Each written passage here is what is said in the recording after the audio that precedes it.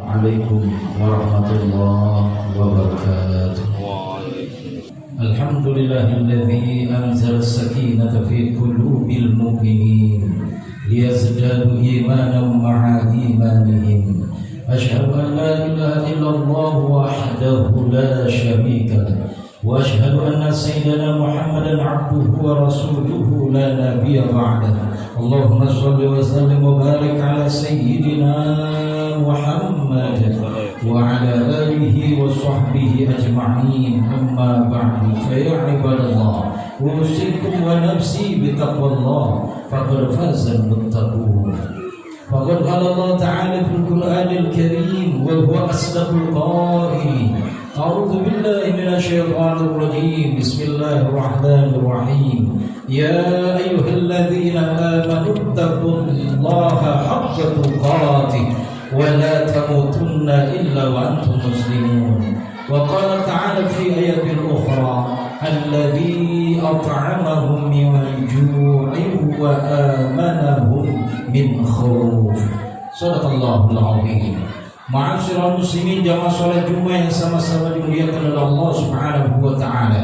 Pertama sekali marilah sama-sama kita panjatkan rasa syukur kita kehadirat Allah Subhanahu wa taala. Nikmat yang begitu banyak, nikmat yang begitu besar yang sampai saat ini kita bisa rasakan. Baik nikmat iman, nikmat Islam, nikmat ihsan, nikmat istiqamah, nikmat sehat panjang umur, dan nikmat-nikmat yang lainnya. Dengan nikmat tersebut marilah sama-sama kita jadikan tolak ukur kita, motivasi kita untuk beribadah kita kepada Allah dan mencari ridhonya Allah Subhanahu wa taala. Salawat dan salam tak lupa kita sampaikan pada junjungan Nabi kita, Nabi besar Muhammad sallallahu alaihi wasallam. Mudah-mudahan dengan kita memperbanyak membaca salawat, senantiasa langkah kaki kita, pijakan hidup kita, jati diri kita, serta akhlakul karimah kita menuju kepada akhlaknya Rasulullah sallallahu alaihi wasallam. Dan yaumil qiyamah nanti insyaallah kita mendapatkan syafaatnya. Amin ya rabbal alamin. Oleh mimbar yang mulia ini, khatib berwasiat khusus di khatib dan umumnya kepada jamaah sekalian. Marilah sama-sama kita pertahankan, kita teruskan dan kita perjuangkan, yaitu rasa takwa kita kepada Allah Subhanahu wa taala, dengan berusaha semaksimal mungkin untuk menjalankan segala perintah Allah, sekalipun perintah Allah itu berat untuk kita laksanakan. Kita jauhi larangan Allah, sekalipun larang itu nikmat dan menyenangkan. Apapun yang kita lakukan di dunia ini, fa inna khairaz zadi taqwa, hendaklah bermuara atau berakhir pada diri kita, dan sebaik-baiknya modal bekal hidup kita adalah rasa pencapaian takwa kita kepada Allah Subhanahu wa taala. Mudah-mudahan senantiasa semakin hari keimanan dan ketakwaan kita semakin meningkat di sisi Allah Subhanahu wa taala. Amin ya rabbal alamin. Ma'asyiral muslimin, jamaah salat Jumat yang sama-sama dirahmati oleh Allah Subhanahu wa taala. Manusia dengan berbagai macam profesinya, aktivitasnya, mulai pergi pagi pulang petang, yang dia cari apa? Yaitu dunia. Kemudian manusia dengan berbagai macam prestasinya, penghormatan, pendidikan, itu juga yang dia cari dunia. Belum lagi para penguasa yang dititipkan amanah kekuasaannya, itu juga yang dia cari dunia. Belum lagi orang yang dititipkan hartanya, orang lain belum bangun dia sudah bangun, orang lain sudah tidur dia belum tidur, itu juga yang dia cari dunia. Semua mencari dunia, tapi belum tentu ia dapatkan. Tapi ada orang yang tidak mencari dunia, tapi dunia itu bisa dapatkan. Apa kata Nabi? Faka'annama hizat lahu dunya bihadzafiriha. Dunia itu dikumpulkan bihadzafiriha, sudut-sudut dunia itu dikumpulkan, kemudian diberikan kepada dia, dan ada di pangkuannya dan ada di hadapannya. Siapakah ini orang? Apakah dia seorang sultan? Apakah dia seorang raja? Apakah dia seorang orang kaya? Apakah dia orang pedagang? Apakah dia seorang pejabat? Kenapa nikmat yang begitu besar diberikan kepada dia? Orang lain hanya berangan-angan saja, orang lain hanya bercita-cita saja, orang lain ke sana kemari mencari dunia, tapi belum tentu ia dapatkan. Tapi justru ada orang yang tidak mencari dunia, dunia itu diberikan kepada dia dan dia bisa dapatkan. Maka kata Nabi, ada 3 sifat kemuliaan. Kalau 3 sifat kemuliaan ini ada pada diri seorang muslim, ada pada diri seorang mukmin, maka dikategorikan dia sebagai pemilik dunia beserta isinya. Maka ada hadis yang diriwayatkan oleh Imam At-Tirmidzi dan hadis yang diriwayatkan oleh Imam Ibnu Majah. Hadis ini statusnya hadis hasan dan layak dijadikan sebagai dalil untuk kita beramal soleh. Apa yang pertama kata Nabi? Man kana aminan minkum, man kana asbaha minkum aminan fi sirbi. Siapa orang yang menjalani hari-harinya, mulai dia bangun pagi, aminan fi sirbihi, aman jiwanya, tenang batinnya, lapang dadanya. Kalau dia dibangun di pagi harinya, ada rasa ketenangan dalam hatinya, lapang dadanya, aman jiwanya, maka kata Nabi dia dikategorikan sebagai pemilik dunia beserta isinya. Di mana letak ketenangan itu? Apakah di mata?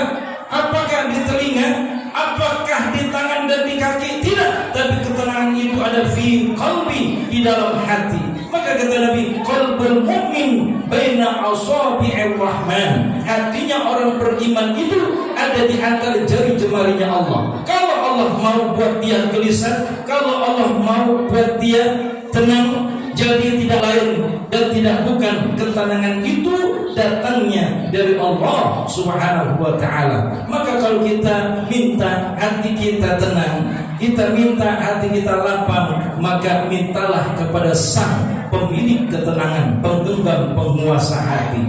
Jadi kuncinya, kalau hatinya sedang gelisah, maka dia sedang jauh dari Allah Subhanahu wa ta'ala. Hadirin jamaah yang sama-sama dimuliakan oleh Allah Subhanahu wa ta'ala, dalam firman Allah dalam surah Quraisy, alladzi at'amahum min ju'in wa amanahum min khauf. Wa amanahum, Allah yang memberikan rasa aman, Allah yang memberikan rasa ketentraman, ketenangan dalam batinnya, min khauf, dari rasa ketakutan. Inilah model manusia zaman sekarang ini, dihinggapi rasa takut, dihinggapi rasa ngeri, cemas, takut miskin, takut sengsara, takut kehilangan harta, takut kehilangan jabatan, sedih yang berkepanjangan. Kalau orang yang sudah sedih berkepanjangan, maka akan timbul penyakit yang namanya depresi. Kalau sudah penyakit timbul depresi, maka akan menjadi berkembang dengan penyakit-penyakit yang lain. Tapi kalau orang yang hatinya dekat kepada Allah, apa janji Allah? La khaufun alaihim wa la hum yahzanun. Tidak ada rasa takut, tidak ada rasa gelisah. Kenapa? Allah yang memberikan rasa ketenangan batinnya. Hadirin jamaah yang sama-sama dimuliakan oleh Allah Subhanahu wa ta'ala. Kalau kita lihat kehidupan kota-kota besar, di kehidupan dunia global, orang melakukan tindakan percobaan bunuh diri bukan karena dalam keadaan kemiskinan, bukan dalam keadaan orang di PHK, tapi dalam keadaan perutnya kenyang, bergelimang harta, penuh dengan kenikmatan dunia, tapi hatinya gelisah, hatinya sepi, maka banyaklah terjadi orang mengadakan percobaan bunuh diri. Tapi orang yang sudah dikehendaki oleh Allah, orang yang diberikan hidayah oleh Allah, yasrah sadrahu lil Islam, Allah lapangkan dadanya dengan Islam, Allah lapangkan dadanya dengan keimanan, maka ini menjadi kuat keimanannya. Penggunaan kata yasrah, maka ada di dalam doanya Nabi Musa alaihissalam, Rabbisrah li sadri, ya Allah lapangkanlah dadaku.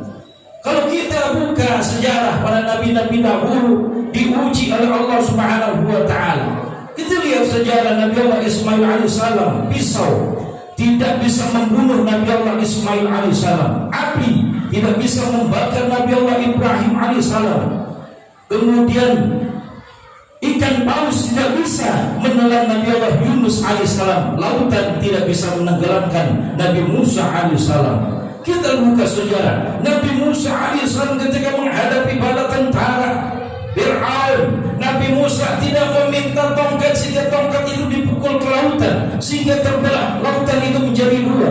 Nabi Musa tidak meminta tongkat sehingga tongkat itu dipukul ke batu sehingga memancar 12 mata air. Nabi Musa tidak meminta tongkat sehingga tongkat itu berubah menjadi ular yang besar, tapi yang dia Ya Allah, lapangkanlah dadaku. Kalau orang sudah lapang dadanya, maka masalah yang besar akan menjadi kecil, yang berat akan menjadi ringan. Itu semua ada di dalam dadanya seorang mukmin, hadirin. Maka Nabi Muhammad SAW tidak meminta doanya seperti Nabi Musa AS, tapi Allah yang langsung berikan. Alam nasrah laka sadra, bukankah aku telah lapangkan dadamu wahai Muhammad? Jangan dipahami kalau orang sudah lapang dadanya, tenang batinnya, tidak ada ujian, tidak ada musibah. Tapi justru Allah berikan ujian, musibah, bahaya, hadirin. Dalam hal ini contoh tidak lain ada Nabi Muhammad SAW. Kurang kuat apa ibadahnya, kurang hebat apa imannya, kurang tekun apa ketaatannya dia kepada Allah Subhanahu wa taala. Tapi ujian itu datang silih berganti. Istrinya meninggal dunia, pamannya meninggal dunia, kemudian diasingkan dari kampung halamannya, diusir dari kampung halamannya, diboikot ekonominya, diancam, dicaci maki, dihina, dibunuh. Sahirun, Nabi dikatakan tukang sihir, majnun, Nabi dikatakan orang gila. Apa yang disampaikan oleh baginda Rasul? Asatirul awalin, hanya dongeng-dongeng belaka. Tapi Nabi Muhammad SAW menghadapi ujian itu dengan ketenangan. Kenapa? Allah yang memberikan rasa ketenangan. Wa amanahum min khawf. Hadirin jamaah yang sama-sama dimuliakan oleh Allah Subhanahu wa taala. Kemudian yang kedua yang dikategorikan sebagai pemilik dunia besar isinya adalah wa mu'afan fi jasadihi. Wa mu'afan, sehat wal afiat, fi jasadihi, badannya, fisiknya. Kalau ada hatinya tenang tapi badannya sakit, masuk ke rumah sakit mengidap suatu penyakit, maka belum dikategorikan sebagai pemilik dunia beserta isinya. Siapa makhluk di dunia ini yang paling sehat? Tidak lain adalah baginda Nabi Muhammad SAW dan para sahabatnya. Kenapa Nabi Muhammad sehat? Karena mengamalkan konsep Al-Quran. Kulu, makanlah, wasrobu, minumlah, wala tusrifu, janganlah engkau berlebihan. Maka orang-orang dulu kenapa badannya, fisiknya pada sehat? Karena mengamalkan konsep Al-Quran. Tapi justru zaman sekarang manusia banyak penyakitnya dan macam-macam model penyakitnya. Kenapa? Wakulu wasrobu, makan yang terlalu berlebihan, minum yang terlalu berlebihan. Maka orang yang berlebihan itu akan mendapatkan ancaman dari Allah Subhanahu wa taala. Innal mubadzirina kanu ikhwana syayatin. Sesungguhnya orang yang mubazir, orang yang berlebihan itu adalah saudaranya setan. Wa kana syaitan lirrahman kafura. Sesungguhnya setan adalah makhluk yang ingkar kepada Allah Subhanahu wa taala. Kemudian yang ketiga, yang terakhir adalah yang dikategorikan sebagai pemilik dunia beserta isinya adalah wa indahu qutu yaumi. Ada yang dimakan hari itu. Maknanya apa saudara? Jangan menggantungkan hidup kita kepada orang lain. Kalau hatinya tenang, badannya sehat, tapi hidupnya masih mengemis, masih meminta kepada orang lain, maka ini belum dikategorikan sebagai pemilik dunia beserta isinya. Itulah Islam sangat sederhana sekali, hadirin. Kalau batinnya tenang, badannya sehat, ada yang dimakan hari itu, maka kata Nabi, faka'annama izat laut dunia bihadafirya, dunia itu dikumpulkan kemudian diberikan kepada dia. Maka dengan tiga sifat kemudian ini insya Allah ada pada dari diri kita. Amin ya rabbal alamin. Barakallahu lakum fil Qur'anil azim wa nafa'ani wa iyyakum bima fihi min al-ayati wa dhikril hakim. Wa taqabbal minni wa minkum tilawatahu innahu was-sami'ul 'alim. Aqulu qawli hadha wa astaghfirullahal 'azim li wa lakum wa lisa'iril muslimin wal muslimat wal mu'minin wal mu'minat fastaghfiruhu innahu wal ghafurur